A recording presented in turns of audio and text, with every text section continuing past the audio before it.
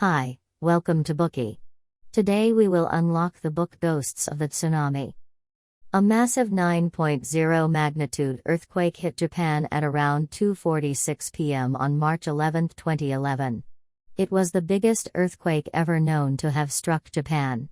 It shocked the world by setting off the meltdown of the Fukushima Daiichi nuclear power plant, the world's worst atomic accident since Chernobyl.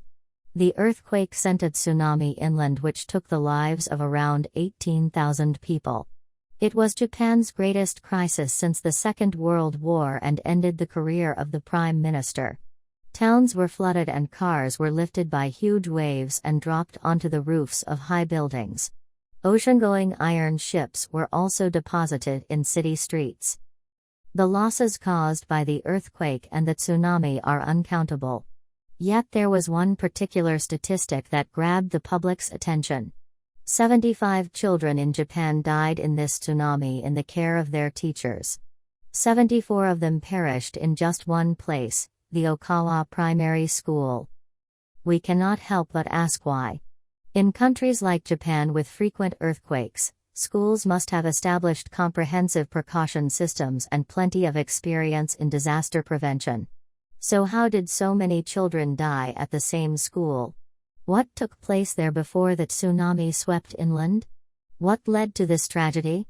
Was it a natural disaster or a man-made catastrophe? Ghosts of the Tsunami by Lloyd Parry focuses on these questions. It is based on research and interviews with local survivors to search out the truth. Parry was not only concerned with why these children lost their lives, but also keen on presenting the status of the survivors. What had they lost after the disaster? What had they gained? What encounters and changes have they had? You will be able to feel the turbulent currents of these events in between this book's lines. Some of these are hidden in the dark side of the seemingly obedient and peaceful society of Japan. Lloyd Parry is a British author and renowned foreign correspondent. He is the Asia editor and Tokyo bureau chief of the Times of London. Focusing on Japanese social issues, Parry is a prolific writer of books and articles.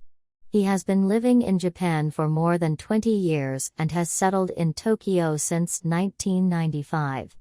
The book Ghosts of the Tsunami won him the Folio Prize in 2018. The Guardian praised it as a future classic of disaster journalism, and it was also named one of the best books of 2017 by Amazon.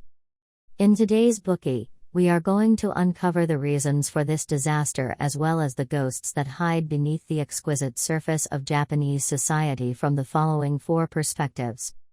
Part 1. What happened at Okawa Primary School after the earthquake? Part 2. Status of parents after the disaster. Part 3. The Okawa tragedy is both a natural and man-made disaster.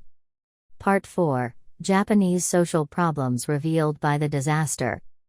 Let's rewind to the afternoon of March 11, 2011.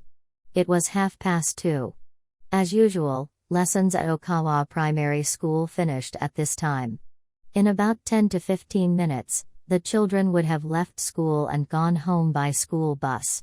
At 2:45 p.m., some pupils were already seated on the school bus.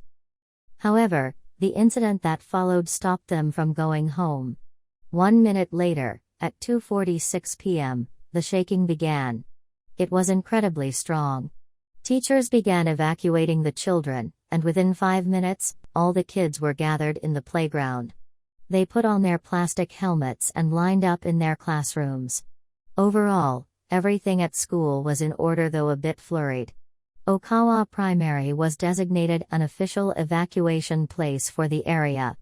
Therefore, the headman of Kamiya also brought some local people to be sheltered in the school. Parents also began arriving to pick up their children. By chance, Teruyuki Kashiba, the headmaster of Okawa Primary School, was off work that Friday afternoon, so Toshiya Ishizaka, the deputy headmaster, oversaw the evacuation. 3 minutes after the earthquake, the Japan Meteorological Agency started to repeatedly broadcast the tsunami warning. It estimated the height of the